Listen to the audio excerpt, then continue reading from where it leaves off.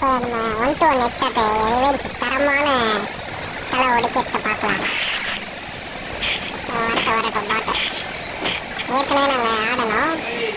அதெல்லாம் ஒரு 2 ரவுண்டுக்கு ஆளுக்கு 2 ரவுண்டு ஜெயிக்க வச்சிருந்தோம். இப்போ பார்த்துட்டே இருக்கேன். டபுள் பேரை வைக்கிறேன். போகலாம். இது பட்டா ஐயோ ஸ்மோக் போடுறோம். கஷ்டப்பட போகிறாரு. அதனால